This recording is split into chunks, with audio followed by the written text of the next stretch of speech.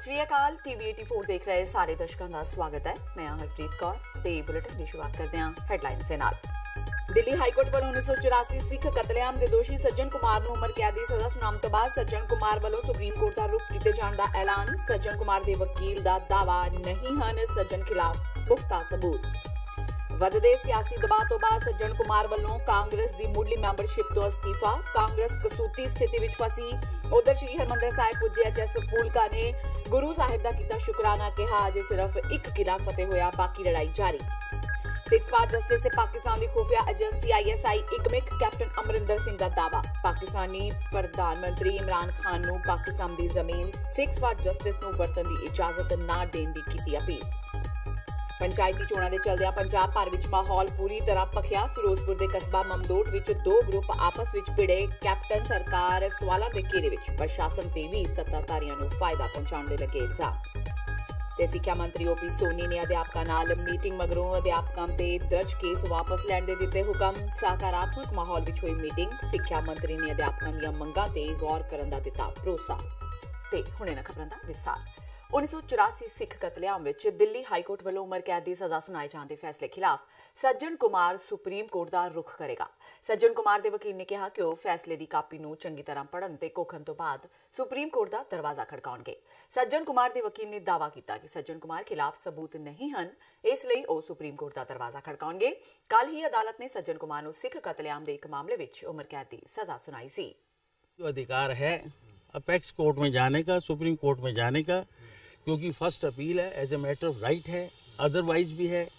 हम थोड़े महसूस कर रहे हैं कि हमारी बात को जज साहब ने नहीं माना। सिख कतलेआम के केस में उमर कैद होने मगरों सज्जन कुमार ने कांग्रेस नूं अलविदा कह दिता है। उसने मंगलवार नूं कांग्रेस प्रधान राहुल गांधी नूं चिट्ठी लिख के पार्टी की मुढ़ली मैंबरशिप तो अस्तीफा दे दिता। सज्जन कुमार नूं सज़ा नाल कांग्रेस कसूती गिर गई है।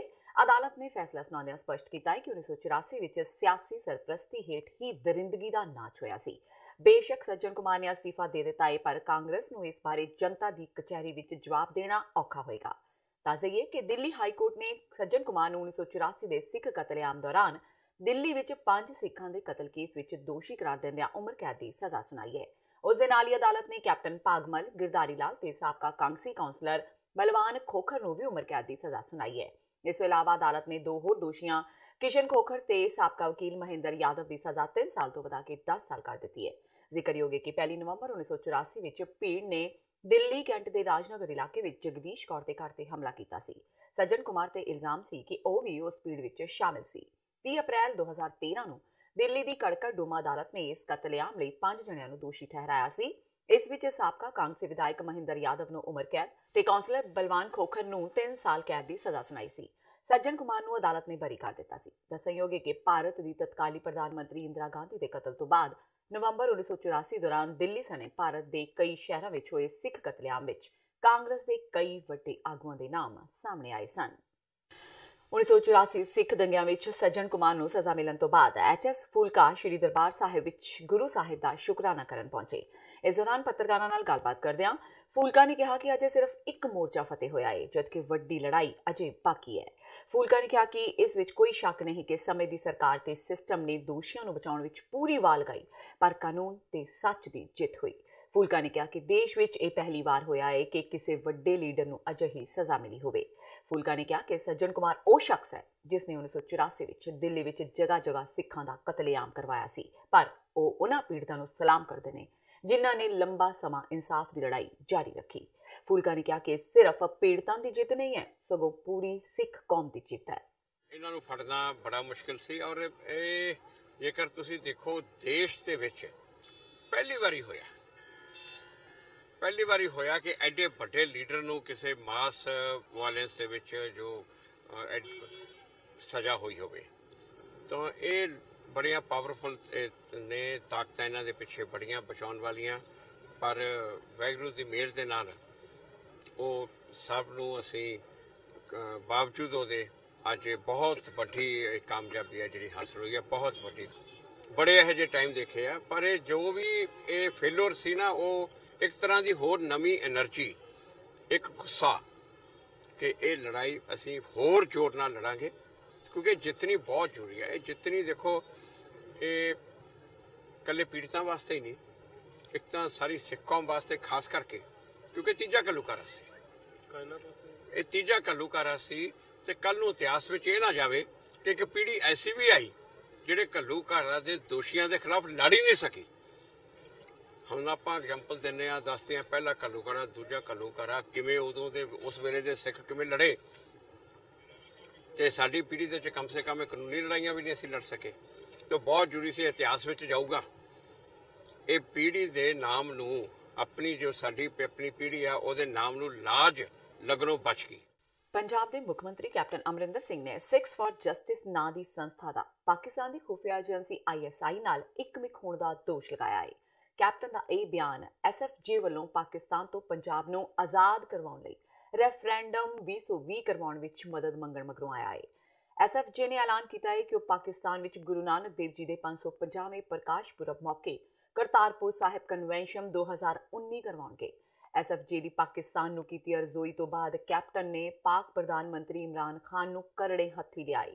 ਕੈਪਟਨ ਨੇ ਟਵੀਟ ਕਰਕੇ ਕਿਹਾ ਹੈ ਕਿ ਜੇਕਰ ਇਮਰਾਨ ਖਾਨ ਭਾਰਤ ਨਾਲ ਸ਼ਾਂਤੀ ਚਾਹੁੰਦੇ ਨੇ ਤਾਂ ਅਜਿਹੀਆਂ ਕਾਰਵਾਈਆਂ ਨੂੰ ਰੋਕਿਆ ਜਾਵੇ।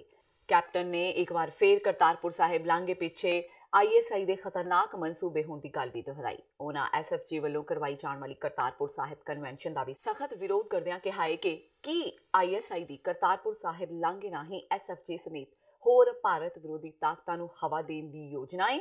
ਉਹਨਾਂ ਪਾਕਿਸਤਾਨ ਦੇ ਪ੍ਰਧਾਨ ਮੰਤਰੀ ਤੋਂ ਮੰਗ ਕੀਤੀ ਕਿ ਜੇਕਰ ਉਹ ਸੱਚੇ ਮਨ ਨਾਲ ਭਾਰਤ ਲਈ ਦੋਸਤੀ ਦੇ ਬੂਹੇ ਖੋਲ੍ਹਣਾ ਚਾਹੁੰਦੇ ਨੇ ਤਾਂ ਉਹ ਨਾ ਸਿਰਫ SFJ ਦੇ ਇਸ ਕਦਮ ਦੀ ਨਿਖੇਧੀ ਕਰਨ, ਬਲਕਿ ਉਹਨਾਂ ਨੂੰ ਭਾਰਤ ਵਿਰੋਧੀ ਗਤੀਵਿਧੀਆਂ ਕਰਨ ਲਈ ਆਪਣੀ ਜ਼ਮੀਨ ਵੀ ਨਾ ਵਰਤਣ ਦੇਣ।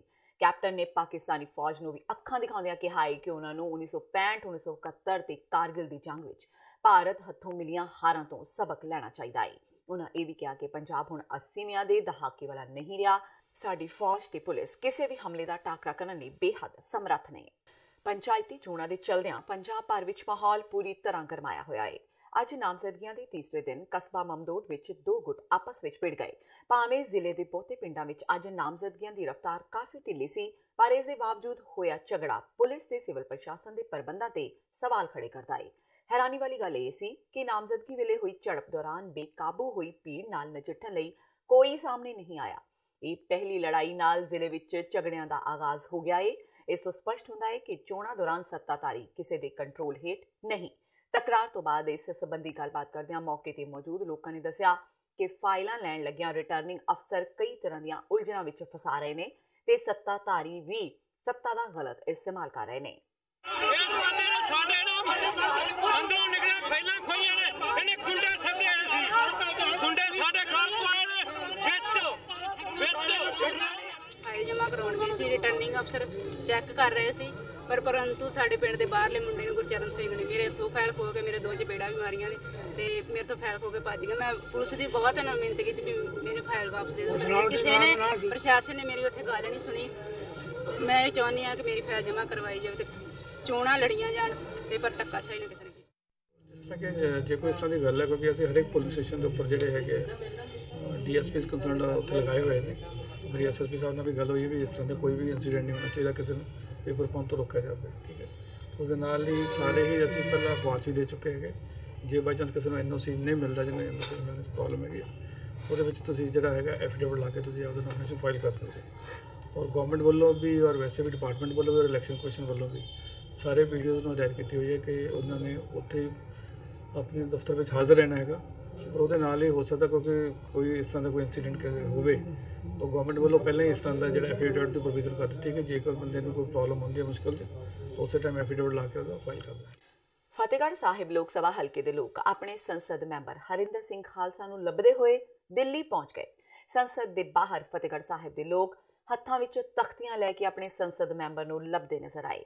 ਲੋਕਾਂ ਦਾ ਕਹਿਣਾ ਸੀ ਕਿ ਉਹਨਾਂ ਦੇ ਸੰਸਦ ਮੈਂਬਰ ਚੋਣਾਂ ਤੋਂ ਬਾਅਦ ਕਦੇ ਵੀ ਆਪਣੇ ਲੋਕ ਸਭਾ ਹਲਕੇ ਵਿੱਚ ਨਜ਼ਰ ਨਹੀਂ ਆਏ। ਉਹ ਕਾਫੀ ਲੰਬੇ ਸਮੇਂ ਤੋਂ ਉਹਨਾਂ ਨੂੰ ਲੱਭ ਰਹੇ ਨੇ, ਸ਼ਾਇਦ ਦਿੱਲੀ ਵਿੱਚ ਉਹ ਮਿਲ ਜਾਣ, ਪਰ ਅਜੇ ਤੱਕ ਉਹ ਇੱਥੇ ਵੀ ਨਹੀਂ ਲੱਭੇ। ਉਹਨਾਂ ਕਿਹਾ ਕਿ ਹੁਣ ਪਾਰਲੀਮੈਂਟ ਦਾ ਆਖਰੀ ਸੈਸ਼ਨ ਹੈ, ਉਹਨਾਂ ਨੂੰ ਉਮੀਦ ਸੀ ਕਿ ਉਹ ਇੱਥੋਂ ਹੀ ਮਿਲ ਜਾਣਗੇ। ਲੋਕਾਂ ਨੇ ਦਾਅਵਾ ਕੀਤਾ ਕਿ ਜੋ ਵੀ ਉਹਨਾਂ ਦੇ MP ਨੂੰ ਲੱਭ ਕੇ ਲਿਆਵੇਗਾ ਉਸ ਨੂੰ 1 ਲੱਖ ਰੁਪਇਆ ਇਨਾਮ ਦਿੱਤਾ ਜਾਵੇਗਾ। ਉਹਨਾਂ ਕਿਹਾ ਕਿ MP ਖਾਲਸਾ ਚੋਣਾਂ ਵੇਲੇ ਚਿੱਟੇ ਹਾਥੀ ਉੱਤੇ ਸਵਾਰ ਹੋ ਕੇ ਆਏ ਸਨ ਤੇ ਉਸ ਤੋਂ ਬਾਅਦ ਆਪ ਹੀ ਚਿੱਟਾ ਹਾਥੀ ਬਣ ਗਏ। ਲੋਕਾਂ ਵਿੱਚ ਕਾਫੀ ਨਾਰਾਜ਼ਗੀ ਵੀ ਸੀ। ਉਹਨਾਂ ਕਿਹਾ ਕਿ MP ਨਾ ਕਦੇ ਉਹਨਾਂ ਦੇ ਹਲਕੇ ਵਿੱਚ ਆਏ ਤੇ ਨਾ ਕਦੇ ਕੋਈ ਸਮੱਸਿਆ ਸੁਣੀ। ਹੁਣ ਉਹ ਅੱਕ ਕੇ ਆਪ ਹੀ ਉਹਨਾਂ ਨੂੰ ਲੱਭਣ ਤੁਰੇ ਨੇ। ਜੋ ਵੀ ਉਹਨਾਂ ਦੇ ਐਮਪੀ ਨੂੰ ਲੱਭ ਕੇ ਲਿਆਵੇਗਾ ਉਸ ਨੂੰ 1 ਲੱਖ ਰੁਪਇਆ ਇਨਾਮ ਦਿੱਤਾ ਜਾਵੇਗਾ। ਸਾਡੇ ਲੋਕ ਸਭਾ ਫਤਿਹਗੜ੍ਹ ਸਾਹਿਬ ਹਲਕੇ ਦੇ ਮੈਂਬਰ ਪਾਰਲੀਮੈਂਟ ਸ੍ਰੀ ਹਰਿੰਦਰ ਸਿੰਘ ਖਾਲਸਾ ਜੀ, ਜਿਨ੍ਹਾਂ ਨੂੰ 2014 ਦੇ ਦੌਰਾਨ ਸਾਡੇ ਲੋਕਾਂ ਨੇ, ਸਾਡੇ ਫਤਿਹਗੜ੍ਹ ਸਾਹਿਬ ਹਲਕੇ ਦੇ ਲੋਕਾਂ ਨੇ ਇਤਬਾਰ ਕਰਕੇ ਐਮਪੀ ਬਣਾਇਆ, ਕਿਉਂਕਿ ਉਹਨਾਂ ਦਾ ਨਾਮ ਹੈਗਾ ਹਰਿੰਦਰ ਸਿੰਘ ਖਾਲਸਾ ਜੀ। ਖਾਲਸੇ ਦਾ ਰਾਜ ਧਰਮ ਕੀ ਹੈ? ਲੋਕਾਂ ਦੀਆਂ ਸਮੱਸਿਆਵਾਂ ਹੱਲ ਕਰਨੀਆਂ, ਲੋਕਾਂ ਦੇ ਨਾਲ ਖੜਨਾ, ਅਨਿਆਏ ਦੇ ਖਿਲਾਫ ਲੜਨਾ। ਪਰ ਨਾ ਤਾਂ ਉਹਨਾਂ ਨੇ ਆਪਣੇ ਨਾਮ ਦਾ ਰਾਜ ਧਰਮ ਨਿਭਾਇਆ, ਨਾ ਹੀ ਆਪਣੀ ਪਾਰਟੀ ਦਾ ਰਾਜ ਧਰਮ ਨਿਭਾਇਆ, ਤੇ ਇਲਾਕੇ ਦੇ ਵਿੱਚ 2014 ਤੋਂ ਬਾਅਦ ਕਦੇ ਦਿਖਾਈ ਨਹੀਂ ਦਿੱਤੇ। ਸਾਡੇ 9 ਹਲਕੇ ਨੇ, 22 ਸ਼ਹਿਰ ਨੇ, ਕਿਸੇ ਵੀ ਸ਼ਹਿਰ ਦੇ ਵਿੱਚ ਨਹੀਂ ਆਏ, ਨਾ ਕੋਈ ਧੰਨਵਾਦੀ ਦੌਰਾ ਕੀਤਾ। ਤੇ ਉਸ ਤੋਂ ਬਾਅਦ ਅਬ ਕਿਉਂਕਿ ਪਾਰਲੀਮੈਂਟ ਦਾ ਆਖਰੀ ਸੈਸ਼ਨ ਹੈ, ਇਹਦੇ ਵਿੱਚ ਉਹਨਾਂ ਦਾ ਫਰਜ਼ ਬਣਦਾ ਸੀ ਕੋਈ ਤਾਂ ਮੁੱਦਾ ਚੱਕ ਕੇ ਜਾਂਦੇ ਜਾਣ, ਇਲਾਕੇ ਦੇ ਵਿੱਚ ਕੀ ਮੂੰਹ ਲੈ ਕੇ ਵਾਪਸ ਜਾਣਗੇ। ਪਰ ਅਸੀਂ ਉਹਨਾਂ ਨੂੰ ਦੇਖ ਰਹੇ ਹਾਂ ਕਿ ਅੱਜ ਤੱਕ ਨਾ ਤਾਂ ਉਹਨਾਂ ਨੇ 5 ਸਾਲਾਂ ਦੇ ਦੌਰਾਨ ਕੋਈ ਮੁੱਦਾ ਚੱਕਿਆ, ਨਾ ਹੀ ਹੁਣ ਆਖਰੀ ਸੈਸ਼ਨ ਦੇ ਦੌਰਾਨ ਚੱਕਿਆ। ਇਸ ਲਈ ਅਸੀਂ ਸਾਰੇ ਇਲਾਕੇ ਦੇ 9 ਦੇ 9 ਹਲਕਿਆਂ ਦੇ ਲੋਕ ਇੱਥੇ ਆਏ ਐਮਪੀ ਸਾਹਿਬ ਨੂੰ ਲੱਭਣ ਕਿ ਸਾਨੂੰ ਸ਼ਾਇਦ ਦਿਖਾਈ ਤਾਂ ਦੇ ਜਾਣ, ਅਸੀਂ ਉਹ ਸਵਾਲ ਪੁੱਛ ਲਈਏ ਉਹਨਾਂ ਤੋਂ, ਕੋਈ ਉਹ ਤਾਂ ਨਹੀਂ ਪੁੱਛਦੇ। ਤੇ ਹੁਣ ਸਾਡੀ ਮੰਗ ਪੂਰੇ ਦੇਸ਼ ਵਾਸੀਆਂ ਤੋਂ ਤੇ ਪੂਰੇ ਪੰਜਾਬ ਵਾਸੀਆਂ ਤੋਂ ਇਹ ਹੈ ਕਿ ਐਮਪੀ ਸਾਹਿਬ ਜਿੱਥੇ ਕਿੱਥੇ ਮਿਲਦੇ ਹੈ ਤਾਂ ਜੋ ਵੀ ਉਹਨਾਂ ਨੂੰ ਪੂਰੇ ਸਾਡੇ ਹਲਕੇ ਦੇ ਵਿੱਚ ਲੈ ਕੇ ਆਊਗਾ, 9 ਹਲਕਿਆਂ ਦੇ ਵਿੱਚ ਲੈ ਕੇ ਆਊਗਾ, ਅਸੀਂ ਉਹਨਾਂ ਨੂੰ ਜਿਹੜਾ ਵਾਜਬ ਇਨਾਮ ਦੇਵਾਂਗੇ। ਸ਼੍ਰੀ ਅਕਾਲ ਤਖ਼ਤ ਸਾਹਿਬ ਦੇ ਕਾਰਜਕਾਰੀ ਜਥੇਦਾਰ ਗਿਆਨੀ ਹਰਪ੍ਰੀਤ ਸਿੰਘ ਨੇ ਪੰਜਾਬ ਵਾਸੀਆਂ ਨੂੰ ਅਪੀਲ ਕੀਤੀ ਹੈ ਕਿ 30 ਦਸੰਬਰ ਨੂੰ ਹੋਣ ਵਾਲੀਆਂ ਪੰਚਾਇਤੀ ਚੋਣਾਂ ਵਿੱਚ ਸਰਬਸੰਮਤੀ ਨਾਲ ਪੰਚਾਂ ਸਰਪੰਚਾਂ ਦੀ ਚੋਣ ਕੀਤੀ ਜਾਵੇ। ਇਸ ਦੌਰਾਨ ਨਸ਼ੇ ਨਾ ਵੰਡੇ ਜਾਣ ਤੇ ਝਗੜਿਆਂ ਤੋਂ ਬਚਿਆ ਜਾਵੇ। ਇਹੀ ਛੋਟੇ ਸਾਹਿਬਜ਼ਾਦਿਆਂ ਨੂੰ ਸੱਚੀ ਸੁੱਚੀ ਸ਼ਰਧਾਂਜਲੀ ਤੇ ਉਹਨਾਂ ਦਾ ਸਤਿਕਾਰ ਹੋਵੇਗਾ।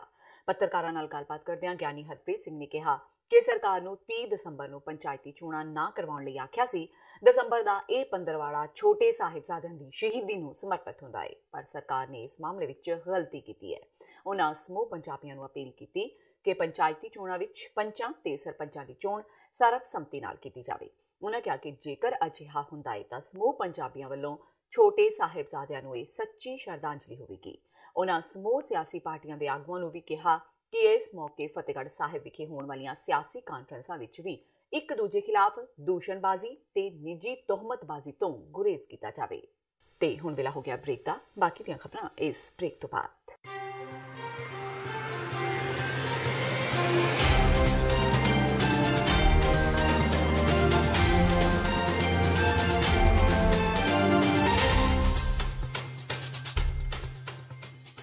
ਕੀ ਤੁਸੀਂ ਆਪਣੇ ਟੈਕਸਿਸ ਨੂੰ ਲੈ ਕੇ ਚਿੰਤਤ ਹੋ?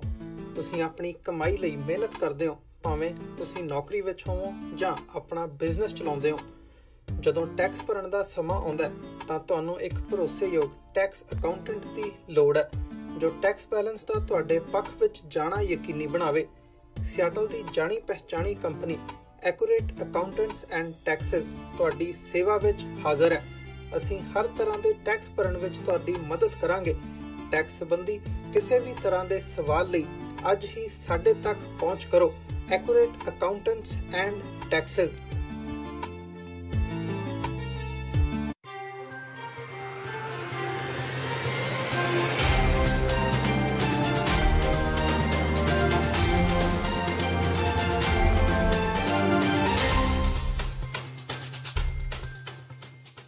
ਬ੍ਰੇਕ ਤੋਂ ਬਾਅਦ ਟੀਵੀ 84 ਦੇ ਖਬਰਾਂ ਦੇ ਬੁਲੇਟਿਨ ਵਿੱਚ ਸਵਾਗਤ ਹੈ। ਫੜਦੇ ਹਾਂ ਅਗਲੀ ਖਬਰ ਵੱਲ। ਪੰਚਾਇਤੀ ਚੋਣਾਂ ਦੇ ਦਿਨ ਨੇੜੇ ਆ ਰਹੇ ਨੇ ਤੇ ਰੋਜ਼ ਕਿਤੇ ਨਾ ਕਿਤੇ ਨਸ਼ੇ ਦੀ ਵੱਡੀ ਖੇਪ ਫੜੀ ਜਾ ਰਹੀ ਹੈ।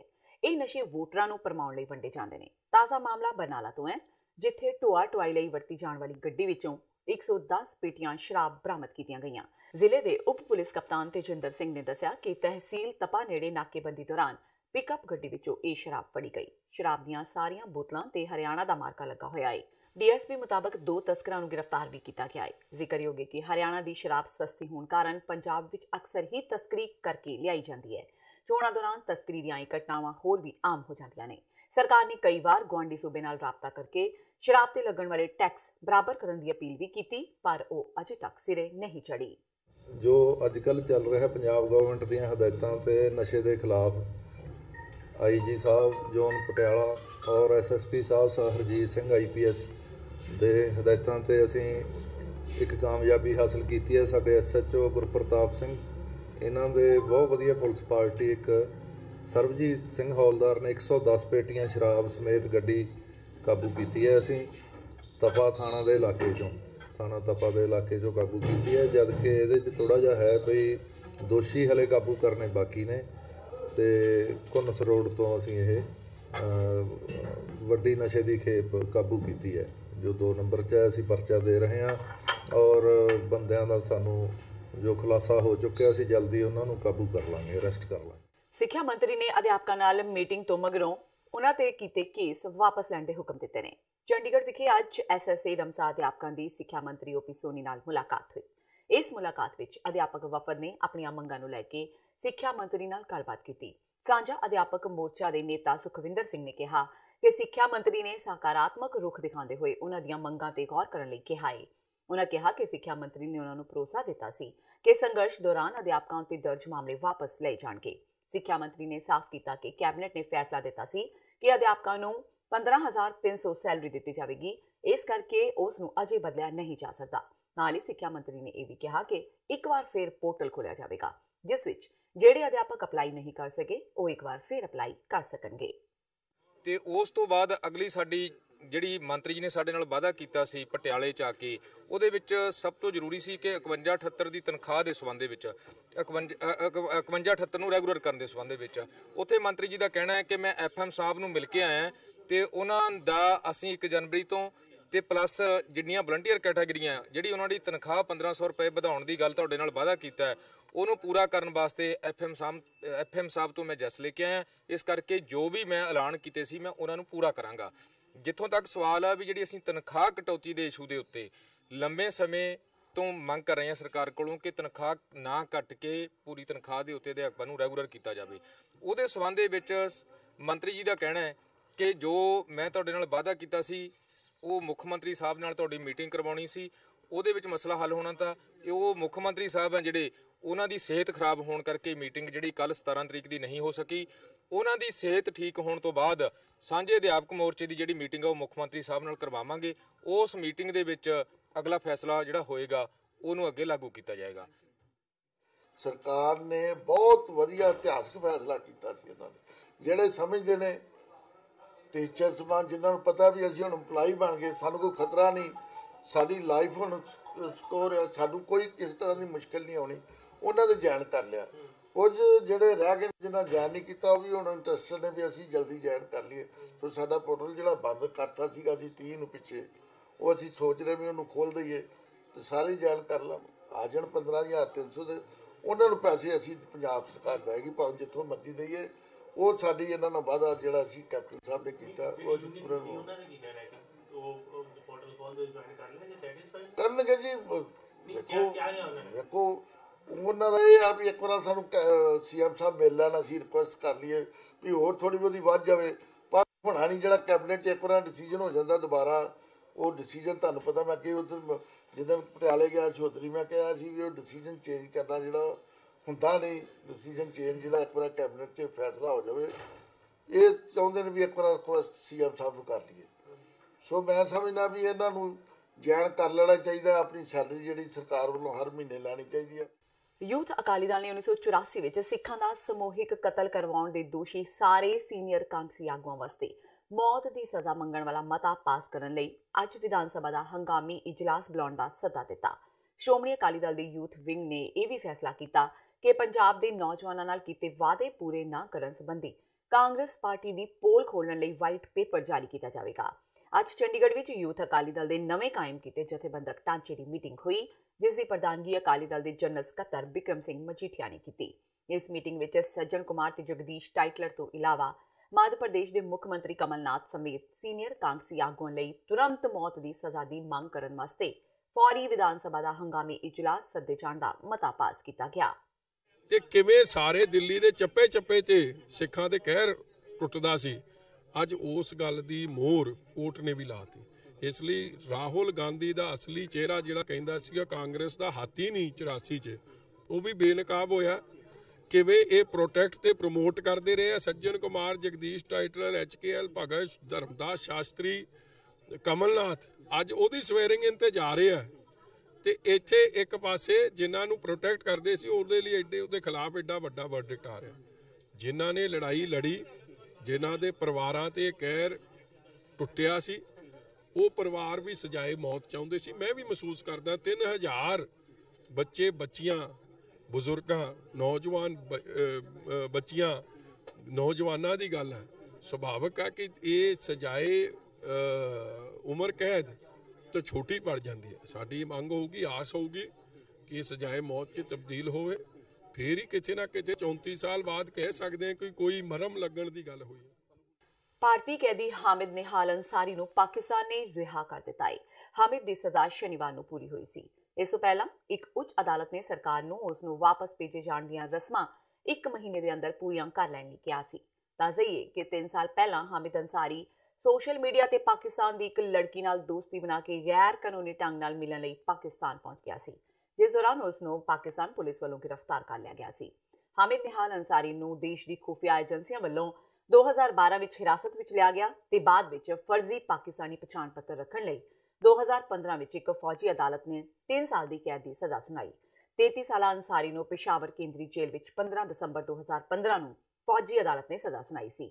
ਉਸ ਦੀ 3 ਸਾਲ ਦੀ ਕੈਦ ਦੀ ਸਜ਼ਾ 15 ਦਸੰਬਰ 2018 ਨੂੰ ਖਤਮ ਹੋਈ, ਪਰ ਭਾਰਤ ਲਈ ਉਸ ਦੇ ਕਾਨੂੰਨੀ ਦਸਤਾਵੇਜ਼ ਤਿਆਰ ਨਹੀਂ ਸਨ। ਵੀਰਵਾਰ ਨੂੰ ਪਿਸ਼ਾਵਰ ਹਾਈ ਕੋਰਟ ਨੇ ਫੈਡਰਲ ਸਰਕਾਰ ਨੂੰ ਆਪਣੀ ਵਾਪਸੀ ਪ੍ਰਕਿਰਿਆ ਨੂੰ ਪੂਰਾ ਕਰਨ ਲਈ 1 ਮਹੀਨੇ ਦੀ ਸਮਾਂ ਸੀਮਾ ਦਿੱਤੀ ਸੀ। ਪਾਕਿਸਤਾਨ ਵਿਦੇਸ਼ ਮੰਤਰਾਲੇ ਦੇ ਬੁਲਾਰੇ ਮੁਹੰਮਦ ਫੈਸਲ ਨੇ ਕਿਹਾ ਕਿ ਅੰਸਾਰੀ ਨੂੰ ਆਪਣੀ ਸਜ਼ਾ ਪੂਰੀ ਹੋਣ ਤੇ ਰਿਹਾ ਕੀਤਾ ਜਾ ਰਿਹਾ ਹੈ ਤੇ ਭਾਰਤ ਵਾਪਸ ਭੇਜਿਆ ਜਾ ਰਿਹਾ ਹੈ।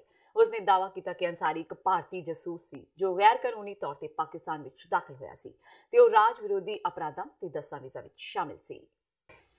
ਸ਼੍ਰੋਮਣੀ ਅਕਾਲੀ ਦਲ ਦੇ ਜ਼ਿਲ੍ਹਾ ਪ੍ਰਧਾਨ ਤੇ ਸਾਬਕਾ ਵਿਧਾਇਕ ਗੁਰਬਚਨ ਸਿੰਘ ਬੱਬੇਹਾਲੀ ਤੇ ਉਸ ਦੇ ਪੁੱਤਰ ਅਮਰਜੋਤ ਸਿੰਘ ਬੱਬੇਹਾਲੀ ਸਮੇਤ 12 ਲੋਕਾਂ ਖਿਲਾਫ ਕੋਆਪਰੇਟਿਵ ਸੁਸਾਇਟੀ ਦੇ ਦਸਤਾਵੇਜ਼ਾਂ ਨਾਲ ਛੇੜਛਾੜ ਤੇ ਨਕਲੀ ਦਸਤਾਵੇਜ਼ ਤਿਆਰ ਕਰ ਆਪਣਾ ਸਿਨੇਮਾ ਬਣਾਉਣ ਤੇ ਗੁਰਦਾਸਪੁਰ ਪੁਲਿਸ ਨੇ ਵੱਖ-ਵੱਖ ਧਾਰਾਵਾਂ ਤਹਿਤ ਮਾਮਲਾ ਦਰਜ ਕੀਤਾ ਹੈ।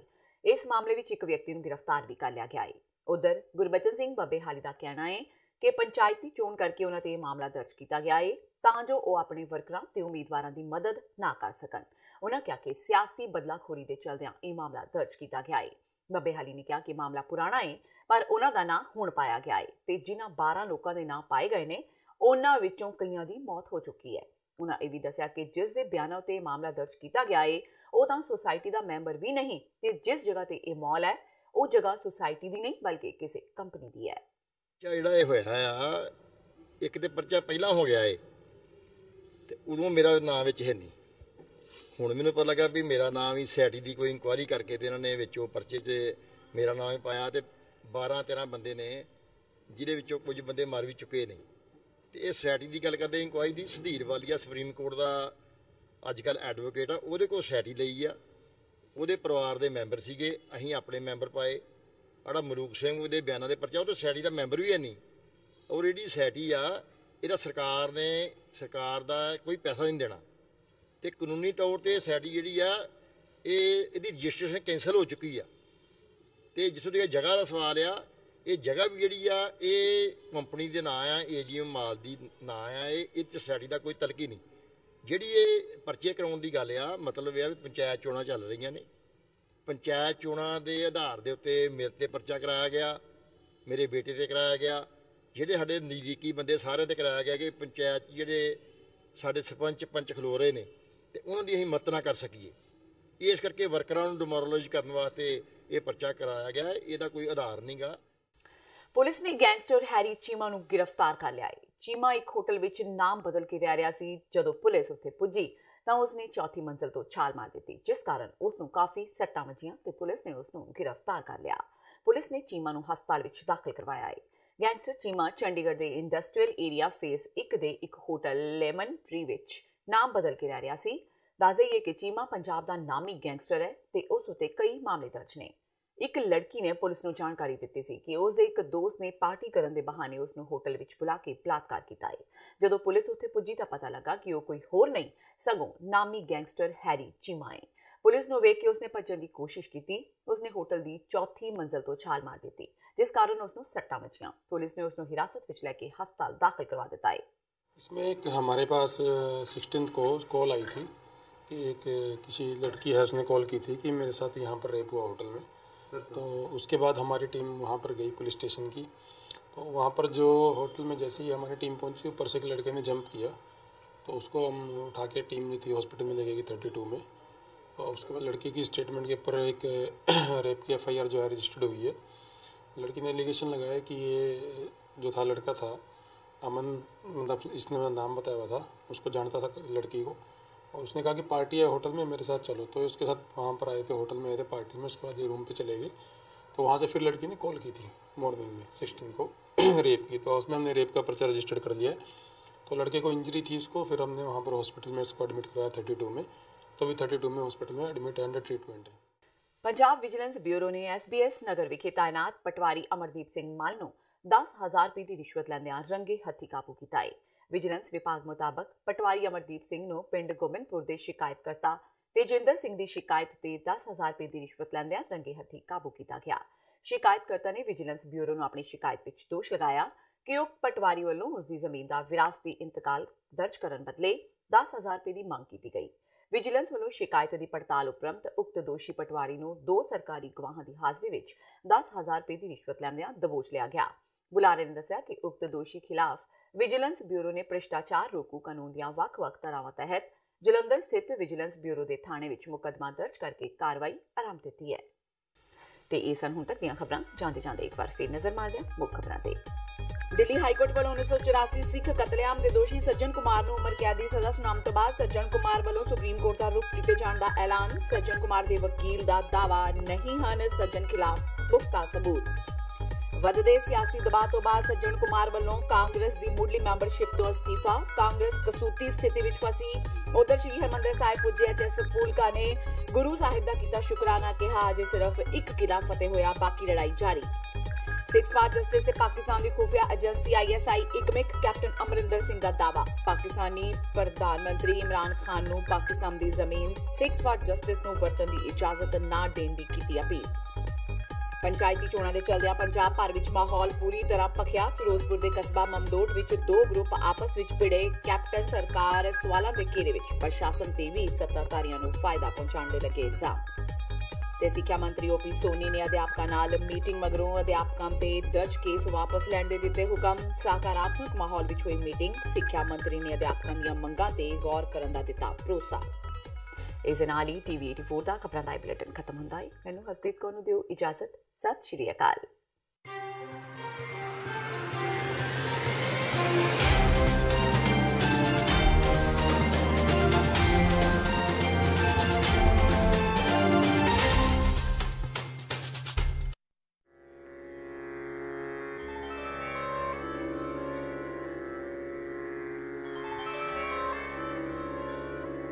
ਬਾਣੀ ਗੁਰੂ ਹੈ ਬਾਣੀ ਵਿੱਚ